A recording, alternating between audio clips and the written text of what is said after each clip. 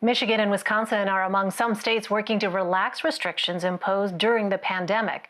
Michigan Governor Gretchen Whitmer unveiled plans for a phased reopening of her state's economy, while in Wisconsin, Governor Tony Evers signed an order allowing some non-essential businesses to reopen as soon as Wednesday, but still with some restrictions.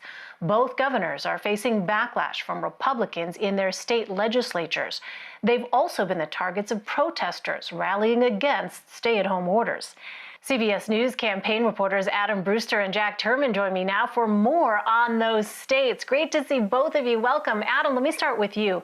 What does the data show about the number of cases in Wisconsin, and what do we know about the impact of the election? So what we know today, there's 6,289 cases that have now been reported in Wisconsin, 300 deaths tied to the coronavirus.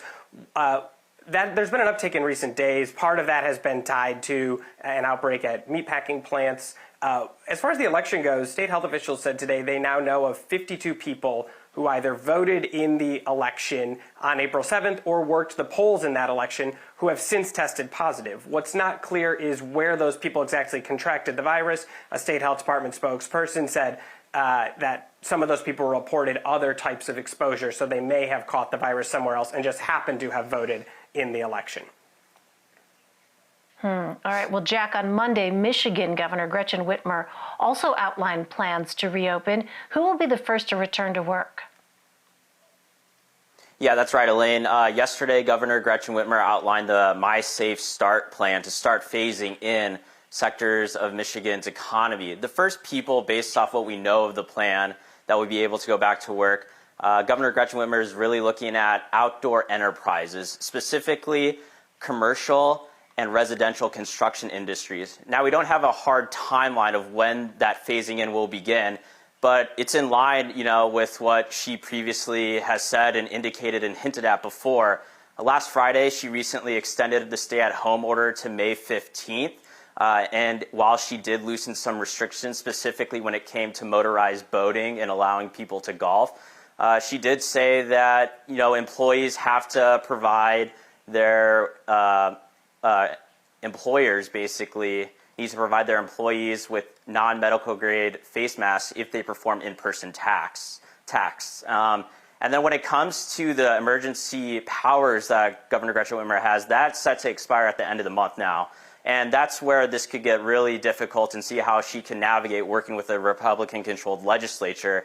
Her argument is that they need to expand and extend her emergency powers later into May, to provide frontline workers protections and give them protections.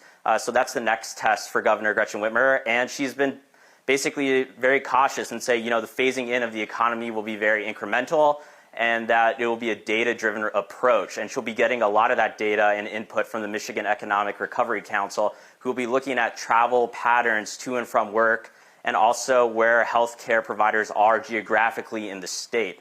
So that's something to keep an eye on as well. But for right now, it is outdoor enterprises, primarily residential and commercial construction industries that will be going back to work. I mean, there's just a myriad of factors here to consider with these decisions.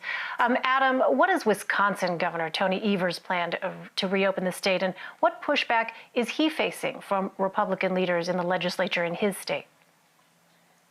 So his plan deals with a 3-phase opening, and some of the guidelines mirror what was suggested by the White House.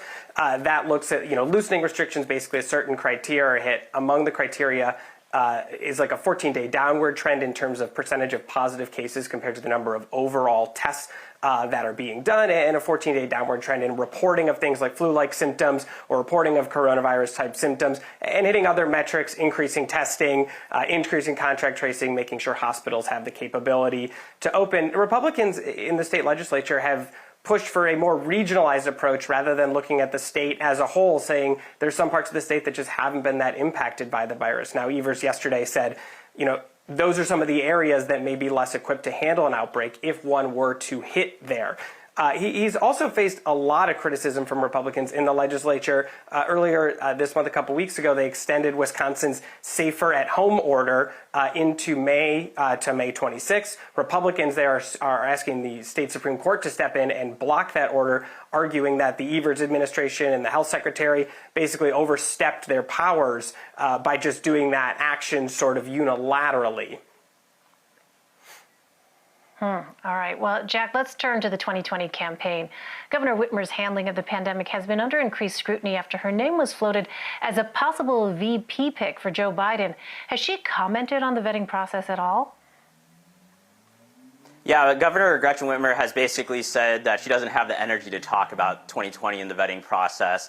And when specifically pressed, if she's given over documents to help facilitate the vetting process from the Biden campaign, she said no, she hasn't handed over documents.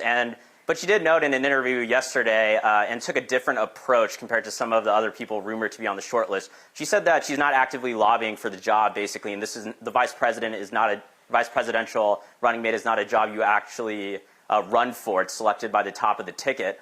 But it's a lot of ammo here for a lot of conservative groups in Michigan who have said her handling of the coronavirus pandemic is, an audition for the vice presidential job. But she has basically been very clear in saying, I don't have energy for that, and that all her focus right now is on handling the coronavirus pandemic. She has said, though, that she has spoken with Vice President Joe Biden, specifically, though, on receiving his counsel, specifically on how to communicate and handle the coronavirus pandemic. But she has been very clear in noting that she hasn't had that conversation in regards to vetting yet. Well, Adam, Democrats are set to meet in Milwaukee in mid-August for their national convention. The government's top infectious disease expert, Dr. Anthony Fauci, weighed in on those plans. What is he saying about it?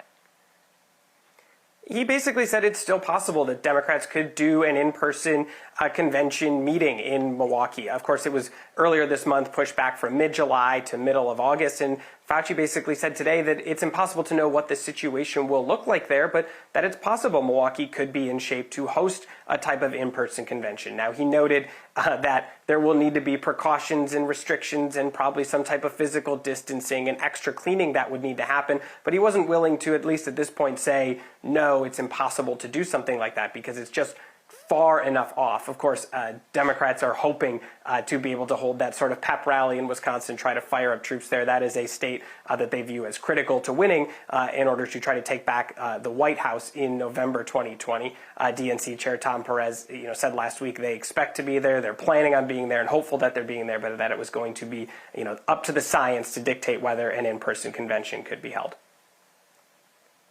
Just another example of how this pandemic has really upended all of our lives. Adam Brewster and Jack Turman, great to see you both. Thank you so much.